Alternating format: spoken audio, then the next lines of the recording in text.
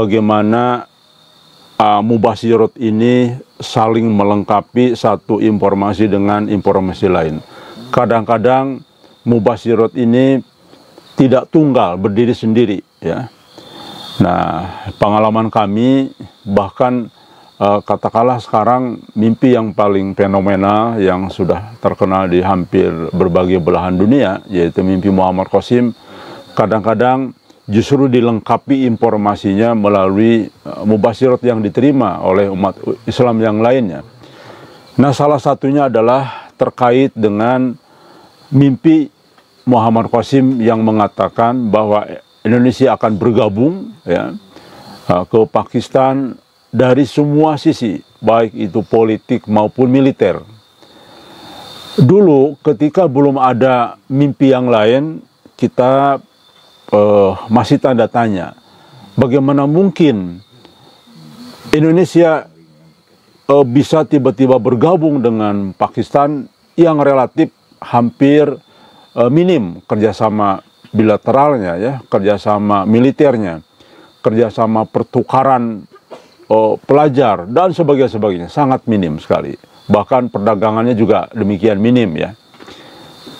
Kemudian di satu sisi kita ini sahabat karibnya Amerika Serikat, hampir semua persenjataan mayoritas dari Amerika. Kemudian ekonominya juga demikian besar. Demikian juga hutang kita kepada Amerika juga cukup besar. Jadi rasanya tidak masuk akal kalau tiba-tiba dalam waktu 4 tahun ke depan ini kita harus berhadapan justru perang dengan Amerika, gitu, ya. Nah, ini suatu hal yang agak sulit diterjemahkan ketika tidak ada petunjuk dari Allah Subhanahu wa Ta'ala dalam bentuk mimpi. Bisa dibayangkan Indonesia dalam waktu 4 tahun ke depan.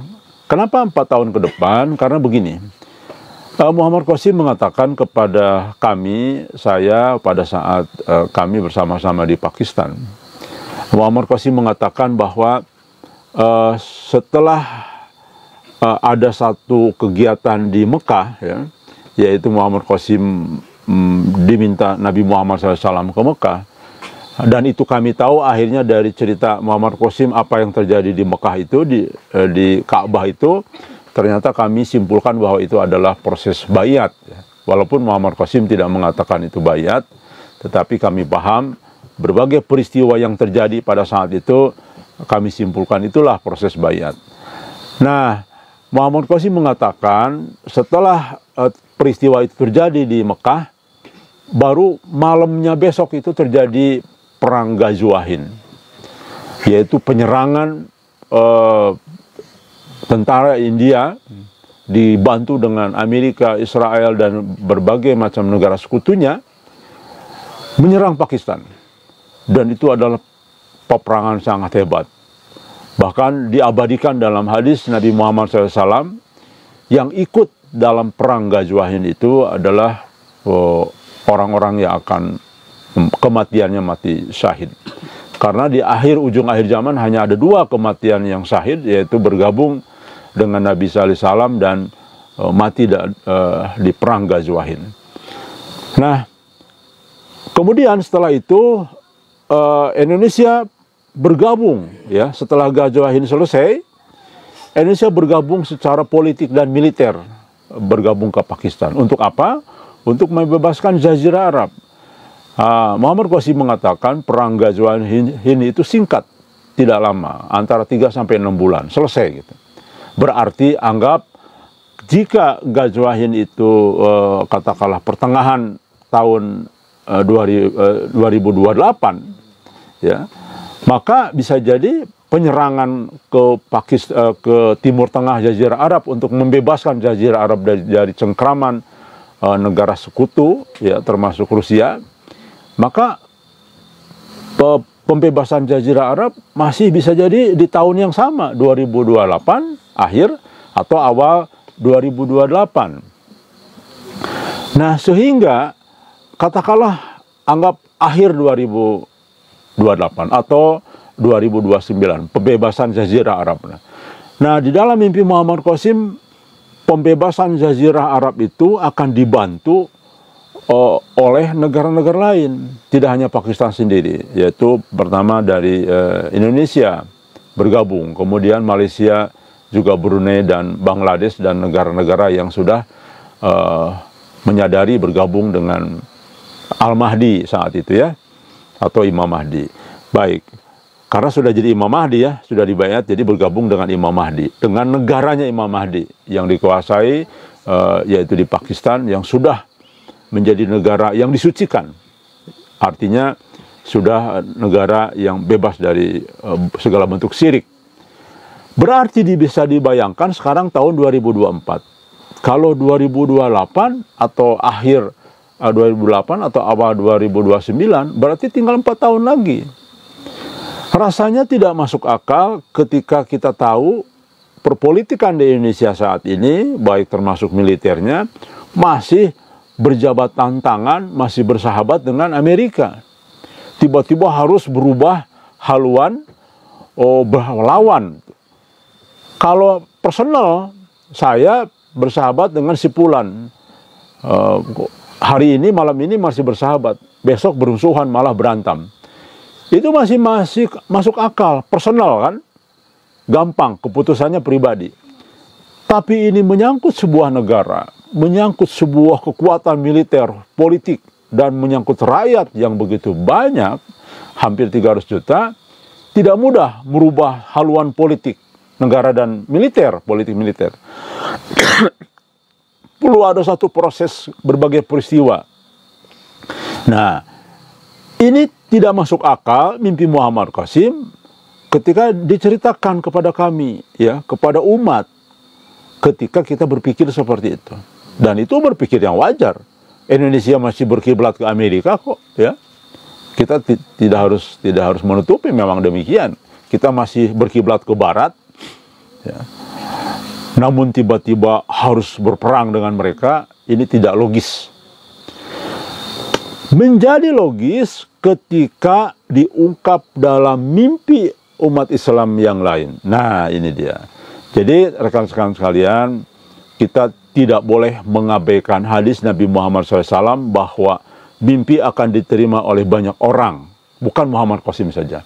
Sangat keliru dan akan menjadi kemungkinan kita salah jalan ketika hanya berpatokan kepada mimpi Muhammad Qasim, karena melanggar apa yang Nabi sampaikan bahwa mubasyirat akan diterima oleh banyak orang, jamak, mukmin, muslim, ya, orang yang beriman, orang yang jujur.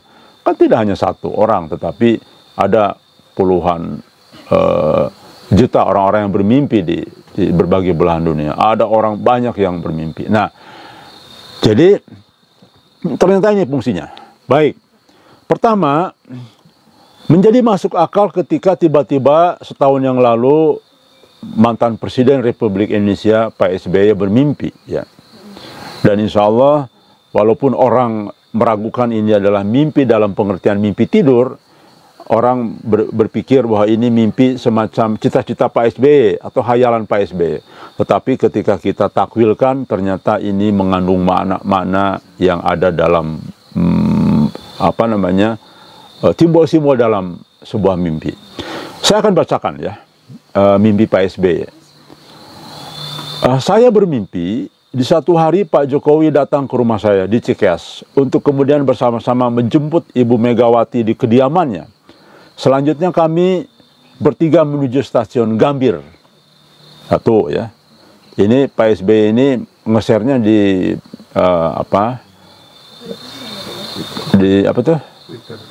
Twitter ya, di Twitter, betul. Kemudian yang kedua, paragraf kedua, di stasiun Gambir sudah menunggu Presiden Indonesia yang ke-8. Berarti Indonesia yang terpilih tahun 2024. Dan beliau telah membelikan karcis tiket Gajayana ke arah Jawa Tengah, Jawa Timur. Karena masih ada waktu, sejenak kami berempat minum kopi ya, sambil berbincang-bincang santai. Jadi berempat itu Pak SBY, Presiden yang terbaru, Megawati dan Pak Jokowi, ya, mantan-mantan presiden yang masih ada ya. Setelah itu kami bertiga naik kereta api Gajayana dan siap berangkat ke tujuan. Di perjalanan kami menyapa rakyat Indonesia dengan hangat. Rakyat yang pernah kami pimpin dengan penuh kesungguhan hati, ya, memimpin bangsa yang tidak pernah sepi dari tantangan. Ya. Kemudian sampai di Solo, Pak Jokowi dan saya turun dari kereta api. Ya, Pak Jokowi kembali ke kediamannya. Saya terus ke Pacitan, naik bis, kemudian bersama-sama dengan Ibu Megawati. Oke.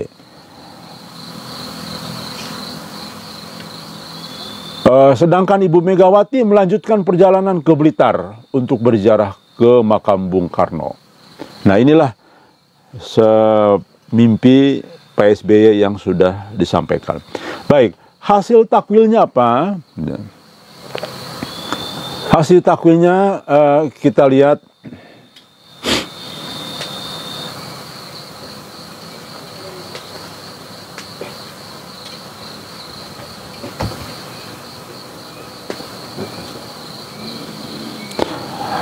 Saya penggal di bagian yang akhir ya.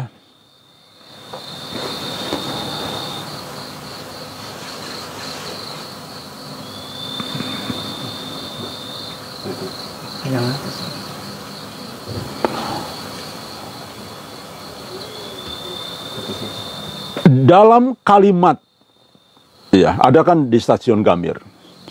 Itu menunjukkan bahwa Presiden Republik Indonesia ke-8 yang terpilih itu ada hubungan dengan keberadaan tempat Stasiun Gambir. Baik, Stasiun Gambir ada di mana coba? Jakarta. Jakarta Pusat ya. Nah, di situ ada siapa aja petinggi kita calon presiden? Prabowo. Pak Anies dan Prabowo, mantan presiden kan? Mantan gubernur. Tapi pada saat pemilihan berlangsung, Pak Anies masih jadi gubernur nggak di sana? Tidak. Yang masih menjabat adalah Pak Prabowo. Nah, ini isyarat ternyata hasil takwilnya adalah presiden yang akan terpilih adalah Pak Prabowo. Ya. Karena ditunjukkan bahwa presiden ke-8 ini terkait dengan penyebutannya ada di Stasiun Gambir, gitu ya. Nah, kemudian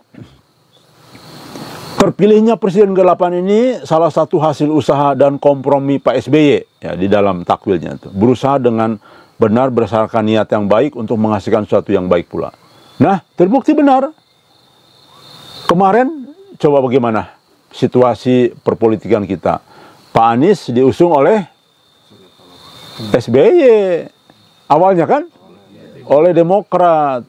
Tapi akhirnya karena namanya politik, perubahan yang sangat dinamis sekali, maka terjadilah kompromi kuat. Nah, Pak SBY akhirnya mengalah, ya sudah silahkan, dan kemudian gabung kepada calon presiden yang lain, yaitu Pak Prabowo. Nah, jadi ada kompromi, itu betul berarti ini, mimpi ini, ya kan? Karena pada saat itu memang Demokrat yang paling seolah-olah dihianati, seolah-olah terjepit suasananya, ya, karena tiba-tiba Pak Anies loncat pagar ya ke partai yang lain kan. Nah, ini menggambarkan bahwa apa yang dimimpikan Pak SBY benar, ya. Jadi buah hasil. Jadi akhirnya terjadi kompromi, malah terpilihlah presiden yang ke-8 ini. Bapak saya akan mendapatkan kehormatan dari pemerintah dan masyarakat dengan mudah. Jadi artinya karena perjuangan Pak SBY ini terjadi kompromi, wajar ada nilai-nilai penghargaan ya. Baik, teruskan. Isyarat keberuntungan kebaikan terpilih ke-8 hanya berlangsung sebentar, tidak lama. Jadi presiden yang terpilih ini hanya akan berlangsung sebentar, ya. Karena setelah terpilihnya presiden ke-8 ini akan terjadi sebuah persoalan yang sulit dan berat, walaupun pada akhirnya akan terselesaikan. Dalam pemerintahan berikutnya, ya, rakyat Indonesia akan mengalami persoalan berat di bidang sandang dan pangan. Selain itu, di tengah masyarakat kemungkinan akan terjadi fitnah, kerusuhan yang akan melanda penduduk Indonesia. Chaos, ya. Wabah ini bukan berarti penyakit, ya, seperti akibat virus corona, tetapi akibat dari penyakit hati, ya, keburukan dari kelompok-kelompok orang yang membuat ini menjadi chaos, ya. Nah, jadi kurang lebih demikian hasil takwilnya Pak SBY ini. Kita lihat ada satu yang menarik, bahwa terjadi satu chaos, ya, dan Pak SBY yang terpilih yang sudah disampaikan di sini adalah Pak Prabowo. Dan ini uniknya dimimpikan oleh yang lain juga, oleh Mas Nurdin dari Pekalongan. Mimpinya kurang lebih sama, ya, walaupun jalan ceritanya berbeda, tapi intinya yang akan terpilih memang Prabowo yang terpilih. Di situ juga dikatakan dalam mimpi Mas Haris bahwa akan ada pergantian kepemimpinan. Jadi hanya sebentar kepemimpinan Pak Prabowo ini. Jadi sama, ya. Nah, kemudian bahkan dilengkapi dengan mimpinya Mas Nanang Qasim yang juga sejalan dengan mimpi itu. Jadi kita punya 3 mimpi, Pak SBY, Mas Haris Nurdin, dan Mas Nanang Qasim, yang juga sama. Artinya ketika ditakwilkan bahwa Pak Prabowo akan memenangkan pemilihan presiden kali ini, kemudian yang akan terpilih adalah Pak Prabowo dan jatuh di tengah jalan, ya. Namun mimpi ini dikaitkan dengan sandang dan pangan. Nah, semakin jelas. Artinya persoalan pada saat kenapa jatuh salah satunya adalah karena kelangkaan pangan, kemudian juga terjadinya tekanan dalam negeri dari kelompok-kelompok yang mungkin tidak puas, merasa dihianati oleh Pak Jokowi, atau merasa dicurangi dan sebagainya. Biasanya kan memang yang menang selalu dituduh curang, kan. Mungkin ini faktor-faktor di internal, plus terjadi faktor tekanan dari internasional. Karena insya Allah kemungkinan besar, ya, bahwa Malhamah Kubro itu atau Perang Dunia Ketiga terjadi pada tahun ini, ya, sesuai dengan hasil takwil daripada mimpi Muhammad Qasim dan juga hasil takwil dari teman-teman yang lain. Rekan sekalian, poinnya adalah yang menariknya. Inilah jawaban mengapa tiba-tiba Indonesia berkiblatnya berubah 380 derajat, yang tadinya kawan menjadi lawan.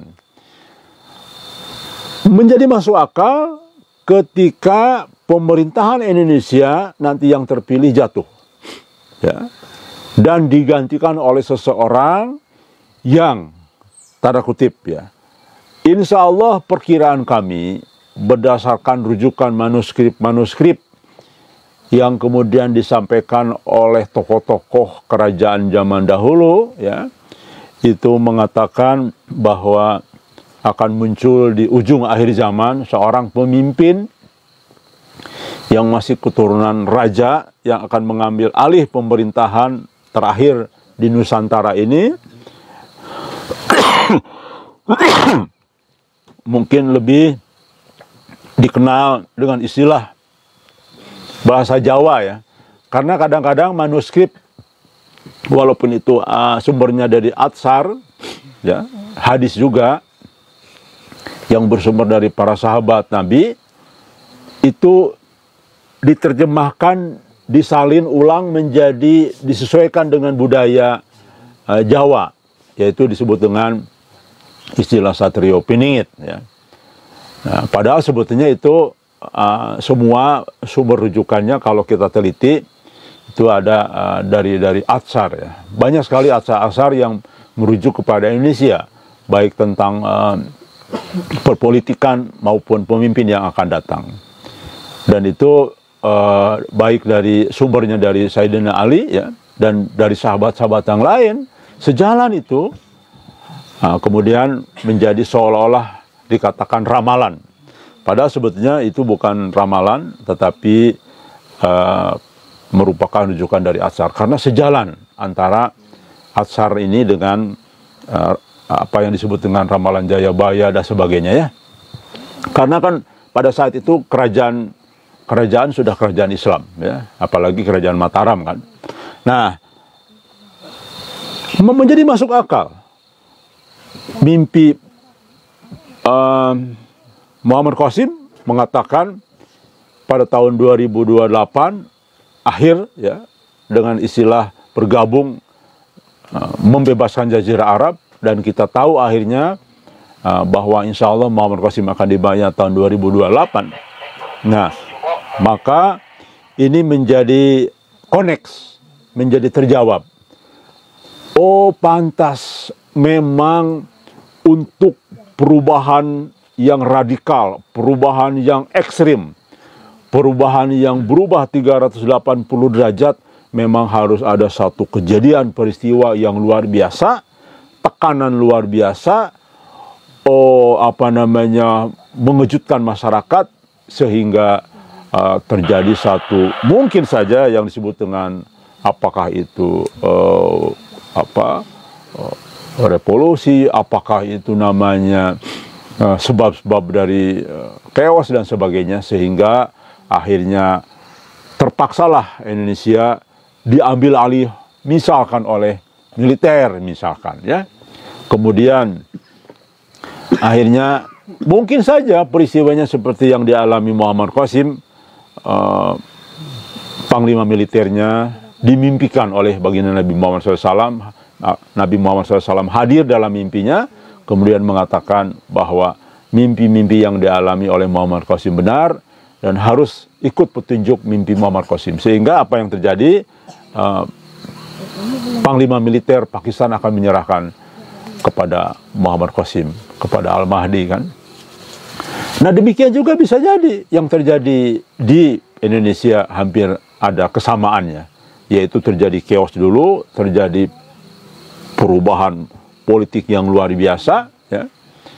Bahkan juga mungkin karena tekanan-tekanan dari banyak dimensi ya, bukan hanya dari dalam negeri atau luar negeri, tapi juga mungkin muncul dari mubasyirat lain, sehingga penyerahan kekuasaan akan diambil alih oleh militer, lalu kemudian setelah itu diambil alih oleh keturunan raja-raja itu yang ada di dalam manuskrip-manuskrip kuno ya, yang disampaikan oleh tokoh-tokoh kerajaan lalu.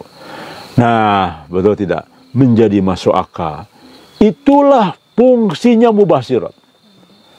Bagi orang-orang yang tidak percaya mubasyirat sampai saat ini, mereka tidak memiliki hitung-hitungan masa depan. Mereka tidak memiliki informasi intelijen yang akurat, yaitu informasi berita dari langit. Sama dengan banyak tokoh-tokoh Islam mengkaji tentang Al-Mahdi, bayangkan ya. Padahal jelas sekali harusnya Al-Mahdi itu sudah menyampaikan pesannya, karena di dalam hadis Nabi Muhammad SAW jelas bahwa tanda-tanda yang paling akurat terakhir kemunculan Al-Mahdi adalah gempa-gempa yang terus-menerus terjadi. Dan sekarang sudah hampir setahun ini gempa terus-menerus, masih juga tidak mereka tidak menemukan Al-Mahdinya. Banyak ustaz-ustaz dari zaman tokoh-tokoh agama yang selalu membahas tentang sosok Al-Mahdi, sampai hari ini mereka tidak tahu Al-Mahdinya siapa.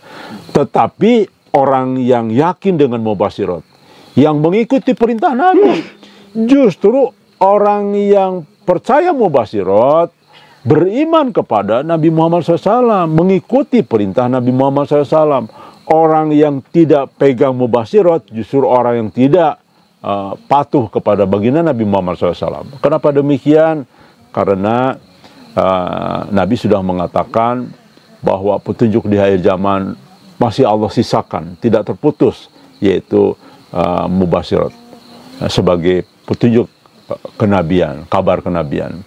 Dan itu bagian dari isinya adalah kabar gembira, peringatan, dan juga petunjuk.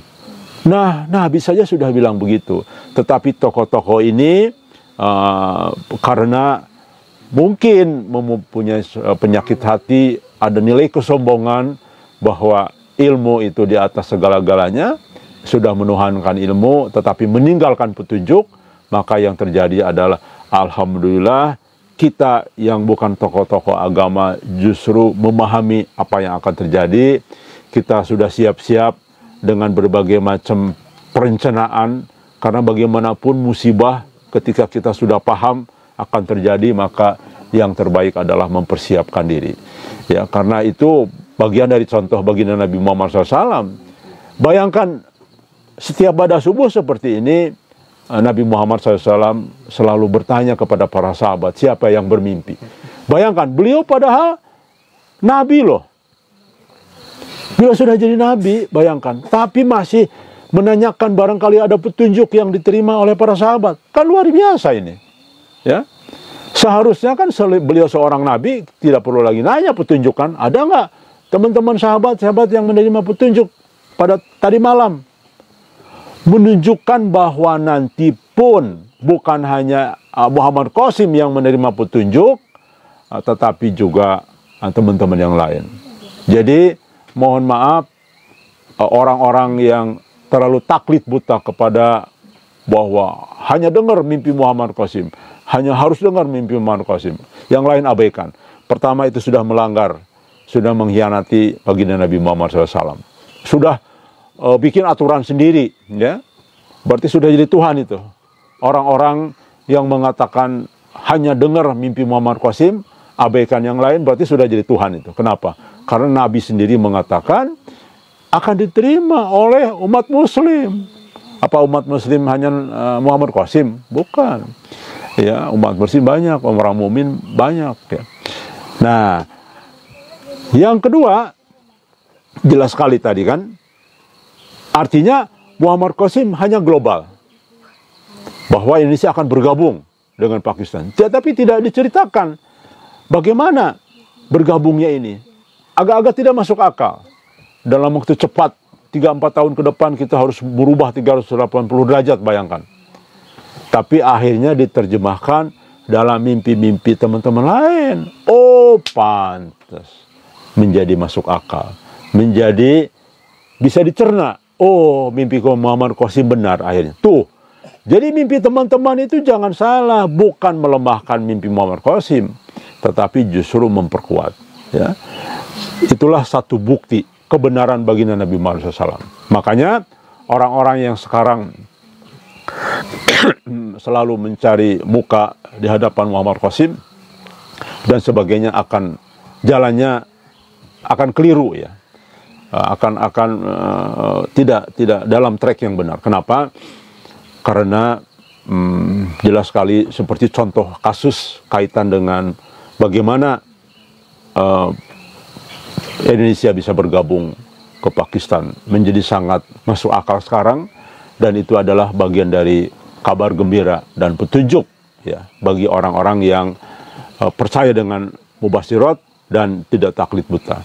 Alhamdulillah Gajah dalam posisi yang insya Allah sudah diuji sesuatu yang berat-berat, ya. Selama ini kita tahu bahwa Gajah di dalam perjalanan 5 tahunnya ini banyak sekali. Saya hitung ada sekitar 8 ujian berat, ya, yang diterima Gajah. Namun alhamdulillah Gajah terus berjalan, sehingga insya Allah akhirnya bermunculanlah mimpi teman-teman yang mengisyaratkan Gajah di track yang benar.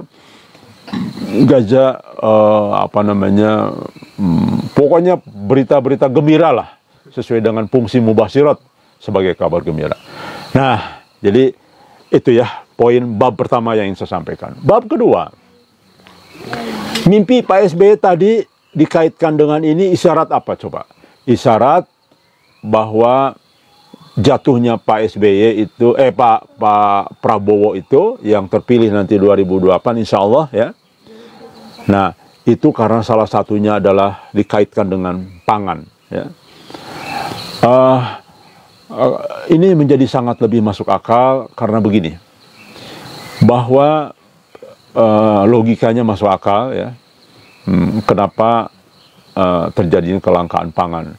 Karena insya Allah memang kemungkinan besar jika benar, ya, jika benar nih ya, tahun ini adalah tahun kedua musim kekeringan, maka hitung Pak SBY kapan, Pak Prabowo kapan dilantik? Kalau pemilihan bulan Februari ini atau Maret, Februari ya, akhir Februari. Berarti kan 6 bulan kemudian baru dilantik. Kapan itu? Oktober ya. Akhir tahun inilah ya dilantik. Wajar. Itu sudah Perang Dunia Ketiga sudah berlangsung. Mungkin sudah 3 bulan berlangsung Perang Dunia Ketiga ya. Ketika kita hitungan akhir tahun ini. Mungkin barangkali sudah 6 bulan Perang Dunia Ketiga dimulai. Efek domino dari Perang Dunia Ketiga, ya, itu kemungkinan 3 bulan atau 6 bulan kemudian efek dominonya ke seluruh dunia.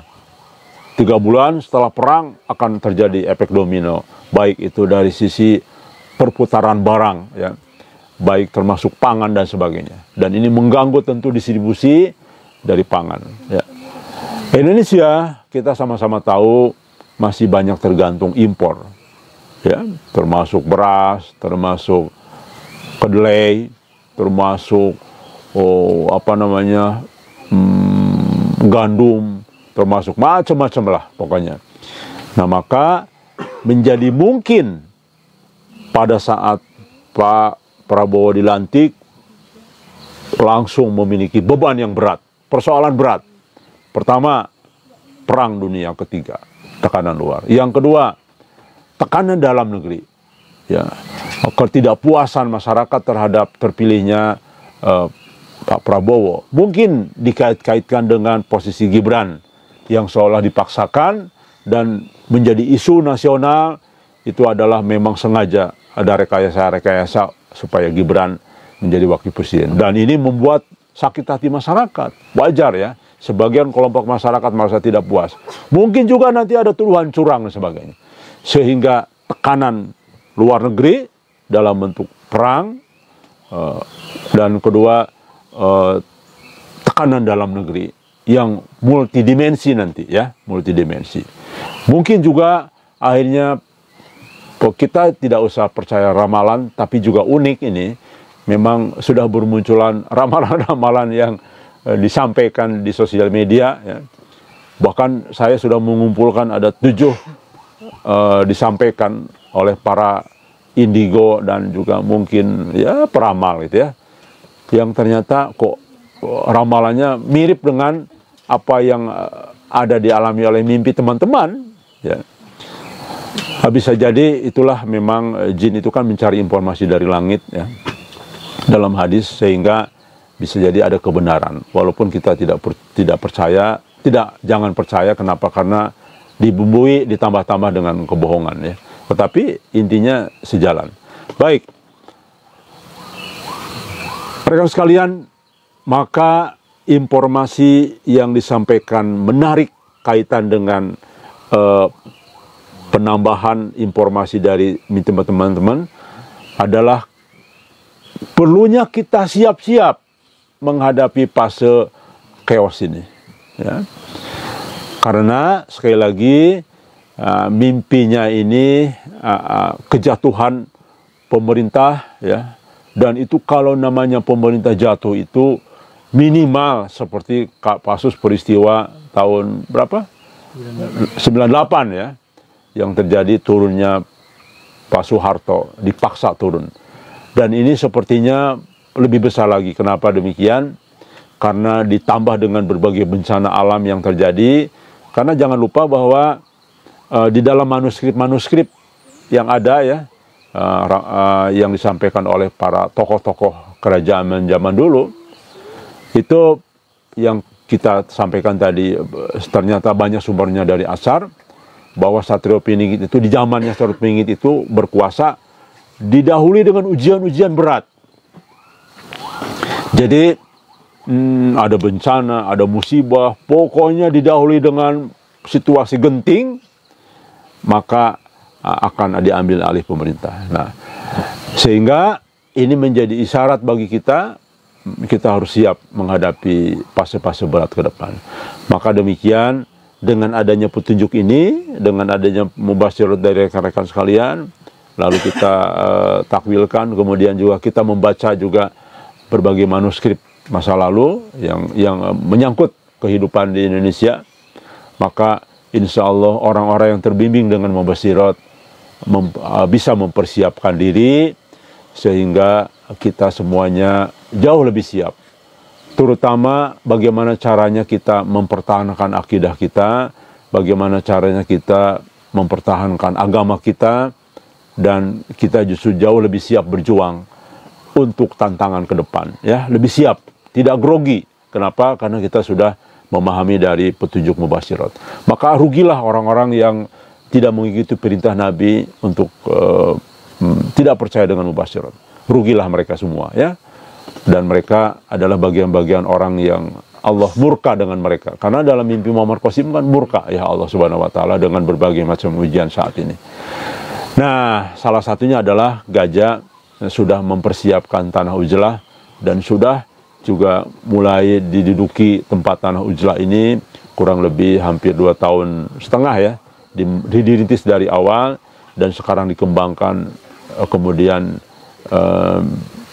kita persiapkan menjadi tempat yang siap dalam menghadapi fase-fase berat ke depan. Dan itulah keuntungan orang-orang yang percaya dengan mubasyirat. Kita mempersiapkan diri ya, tanpa harus kita grogi nanti, karena kita sudah siap, jauh lebih siap. Kita siap menghadapi masa kekeringan, karena kita sudah mulai menanam dari sekarang, yang nanti hasilnya 6 bulan, 3 bulan, 1 tahun ke depan sudah bisa kita manfaatkan. Jadi memang alhamdulillah Allah sudah mengatur ritme kita, bahwa pada saat nanti fase huru-hara, fase kekeringan, kalau benar terjadi ya tahun ini, tahun depan kekeringan setahun, insya Allah kita sudah siap. Ya, di antara masyarakat dunia mungkin salah satunya ya, Majelis Gajah yang jauh lebih siap ya. Dan ini tentu kesiapan kita untuk mempertahankan iman Islam kita, karena tidak mungkin ketika kita ada di kota ya tidak siap. Bagaimana mau sholat mungkin ya, yang ada saling bunuh-membunuh, yaitu terlibat dalam fitnah al-hars ya. Karena bagaimanapun juga ketika terjadi malhamah kubro, kemudian ada kelangkaan pangan, yang paling menderita awal adalah orang kota. Orang kota 2 hari saja tidak dikirim sayuran dari kampung akan terjadi guncangan ya.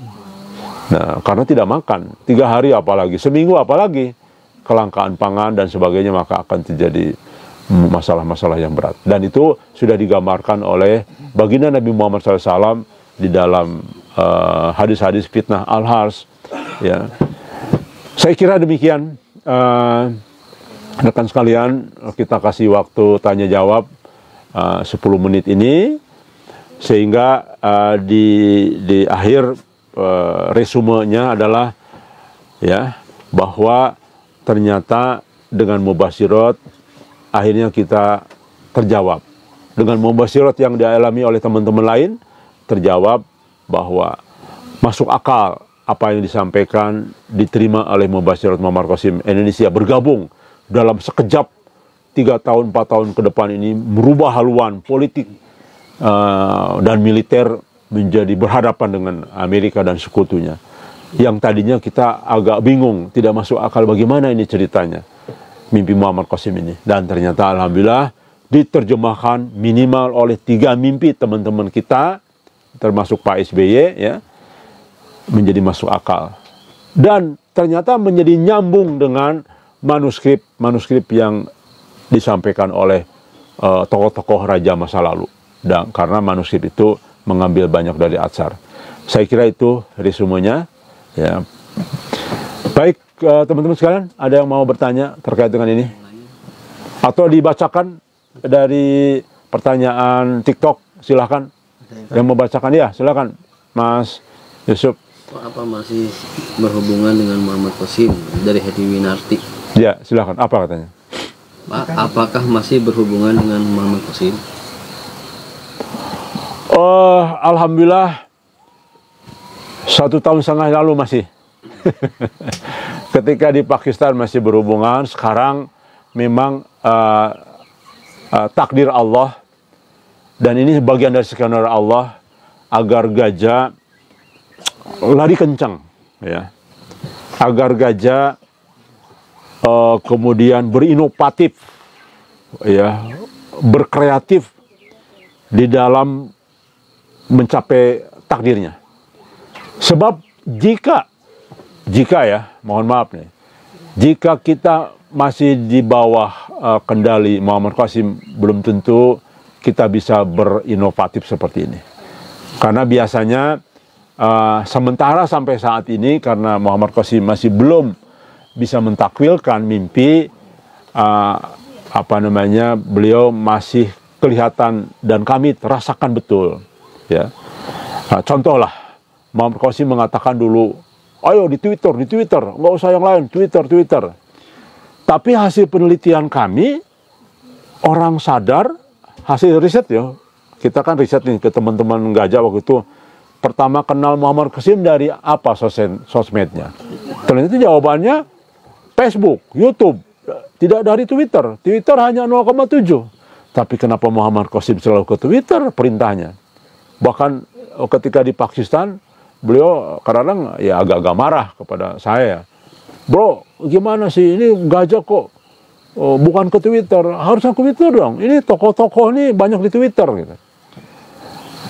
Dan bertentangan dengan pemikiran kita bahwa loh, orang yang akan sadar ke depan itu pasti orang-orang biasa, karena sejarah akan terulang. Nah, jadi perbedaan-perbedaan pendapat ini menunjukkan bahwa Muhammad Qasim seperti memang masih Allah belum buka pengetahuannya secara luas, ya.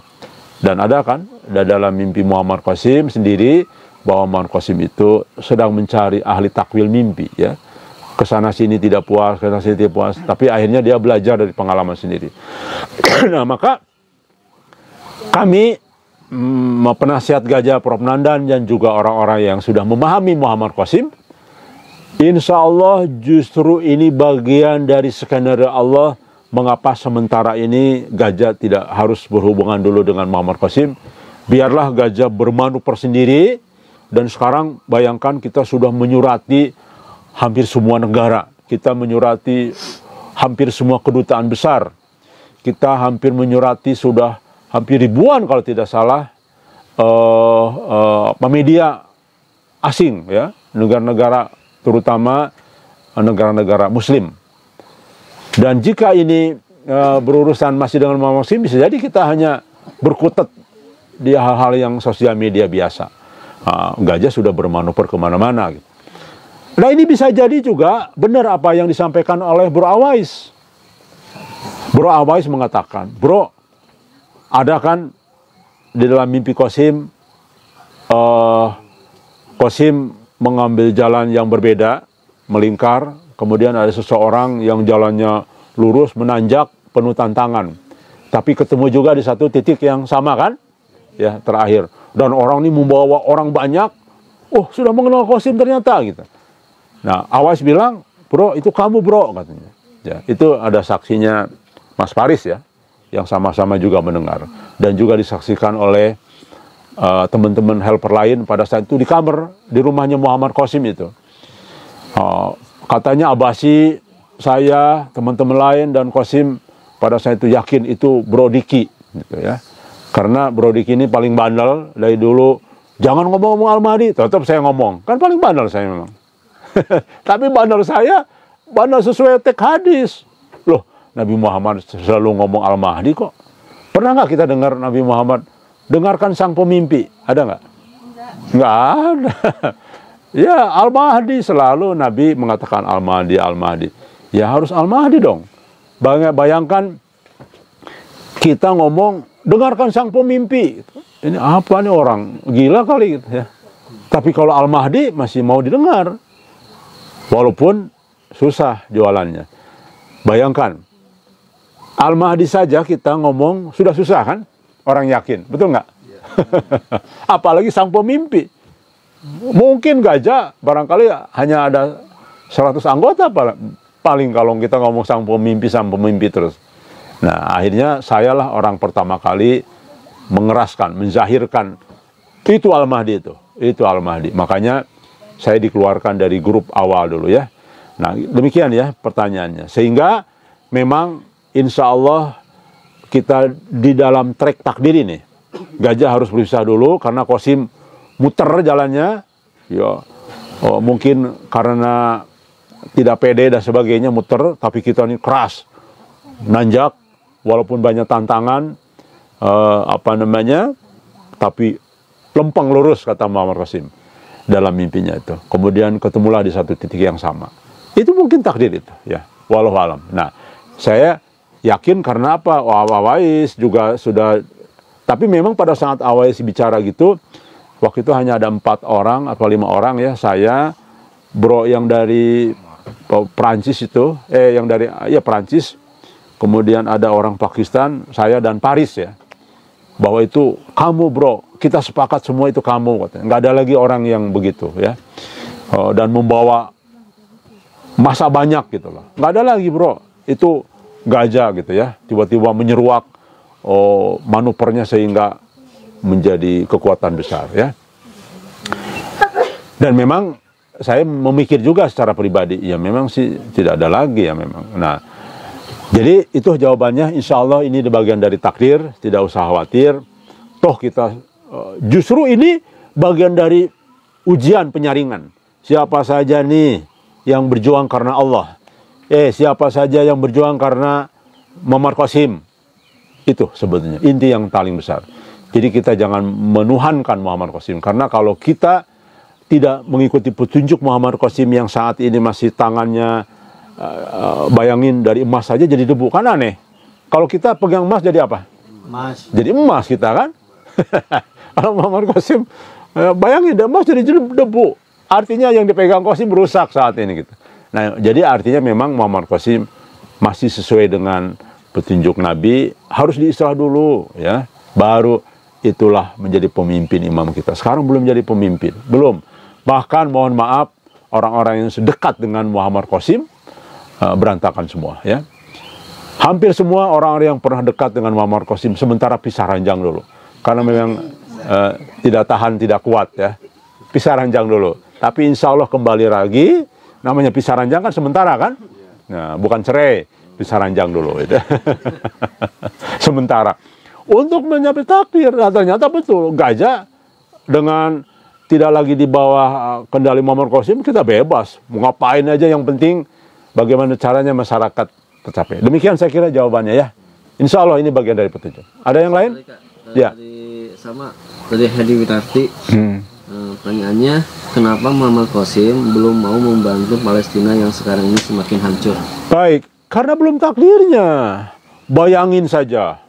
Ini kita hargailah kelompok, misalkan kelompok ISIS ya. Apalagi yang dulu berjuang Al-Qaeda misalnya.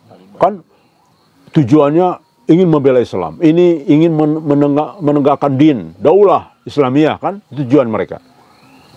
Bayangkan dengan kekuatan perang, dengan dukungan macam-macam. Kalah kan? Hancur berantakan. Karena belum sesuai dengan fasenya, belum takdirnya. Kalau Allah belum takdirnya, nggak akan Allah. Ini ya. Dan itulah bagian dari kita orang yang mendapat petunjuk. Artinya kita mau ngapain saja tentang Palestina, kalau Palestina belum waktunya yang sesuai takdir Allah, ya tidak akan merdeka, bebas, sia-sia kan perjuangan. Walaupun tetap itu bagian dari kesempatan orang berjuang di Palestina ya. Tapi Muhammad Qasim tentu karena ngikutin perintah Nabi dan baginda Nabi Muhammad sesuai dengan mubasyirat, maka belum berjuang, belum waktunya. Ya, saya kira itu. Baik, ada lagi? Mungkin di sini ada yang mau bertanya. Baik, silakan. Kalau satu lagi pertanyaan. Piningit itu nanti cara masuknya ke pemerintahan gimana? Ya, saya terima ada pertanyaan rekan sekalian yang sedang live TikTok. Ada pertanyaan barusan dari jamaah di sini. Ini alhamdulillah hari ini cukup banyak, mungkin ada sekitar 30 lah yang ada di Tanah Ujra ini sedang juga sama-sama dengan rekan-rekan. Ada pertanyaan barusan, bagaimana Satrio Piningit itu melalui apa gitu ya? gitu ya, bisa berkuasa nanti di Indonesia. Kalau kita lihat dari fakta sejarah, kekuatan militer ini memang kekuatan yang menentukan ketika terjadi masa chaos darurat ya. Nah, kekuatan militer ini adalah penentu sebetulnya di mana-mana di semua negara ya. Ketika terjadi chaos, maka secara paralel militer yang akan menunjukkan taringnya. Kenapa? Wajar. Orang lagi chaos kan keamanan yang menonjol. Bagaimana supaya tidak terjadi lagi pembunuhan, bagaimana supaya terjadi negara aman. Makanya doktrin dari militer kan keamanan ya. Itu saja, keamanan, memang itu tugasnya. Nah, sedangkan sipil membangun ya, militer keamanan. Jadi itu kemungkinan besar dari militer. Bisa jadi ada petunjuk juga. Yang menariknya adalah sekarang Panglima sekarang siapa? Pak Agus, ya, Jenderal Agus. Dan itu orang Sunda. Kalau tidak salah, orang Sukabumi apa Garut ya? Garut kayaknya, iya Garut. Pak Agus ya. Dan yang menariknya, Pak Agus itu ternyata Masya Allah luar biasa. Bayangin, sholat subuh di masjid terus. Ya. Kemudian beliau kepada prajuritnya selalu memberi hadiah kepada mereka. Siapa yang sholat subuh di masjid? Oh, hebat. Jadi ini kelihatannya, mohon maaf, dari seluruh panglima sejak Indonesia lahir, ya mungkin kecuali Jenderal Sudirman ya, mungkin sama barangkali ya, yang banyak bicara agama, yang bicara banyak tentang ayo sholat di masjid gitu ya, dan sebagainya. Jadi seorang jenderal yang luar biasa keagamannya. Saya selain Jenderal Sudirman ya, saya tidak terlalu paham bagaimana beliau dalam konteks keagamaannya. Tapi jujur saja harus kita akui bahwa Jenderal Panglima sekarang orang yang lebih dalam konteks keagamaannya ya. Dan saya menonton video-video baru beliau ya di linknya di Instagram. Ternyata banyak video-video beliau sholat subuh ke masjid, bayangin. Dan dengan orang sipil biasa ya, di masjid di kompleknya berarti kan, tapi boleh pakai mobil, berarti ada jarak ya antara rumah dinas beliau atau rumah dinas beliau atau rumah pribadi beliau ke masjid. Itu luar biasa ya. Nah, jadi insya Allah jalannya pasti kaitan dengan militer. Mungkin saja beliau dikasih petunjuk atau barangkali hal-hal lain yang masih kita belum tahu teknisnya seperti apa. Saya kira itu jawabannya. Saya kira demikian rekan sekalian, ini sudah lebih dari jam 6, sudah jam 6 lebih 5. Sekali lagi, insya Allah, walaupun tadi telat 10 menit, mungkin ada teman-teman yang sudah membuka, kok nggak ada, mungkin akhirnya nggak terus ya. Mudah-mudahan besok sudah bisa on time, sehingga rekan-rekan yang tadi mungkin sudah masuk, tiba-tiba keluar lagi karena kok tidak ada, ditunggu 10 menit. Jadi kita telat 10 menit karena masih grogi tadi. Kita belum pernah live di TikTok karena kemarin kan masjidan ya. Nah sekarang dilakukan oleh teman-teman di sini sendiri sehingga ada keterlambatan tadi. Saya kira demikian. Mudah-mudahan kita menjadi umat di akhir zaman sesuai dengan pilihan Nabi Muhammad SAW ya. Kemudian mudah-mudahan gajah selalu dapat petunjuk dari Allah Subhanahu Wa Taala. Kita terus diberikan hidayah oleh Allah Subhanahu Wa Taala, terjaga, jangan sampai lagi di antara teman-teman gajah keluar dari barisan ya, sehingga diterkam oleh serigala ya. Dan serigala ini banyak berkeliaran ya. Oleh buaya darat katanya ya. Hai. Saya kira demikian. Sekali lagi insya Allah sampai ketemu di ibadah subuh besok. Demikian, terima kasih. Wassalamualaikum warahmatullahi wabarakatuh.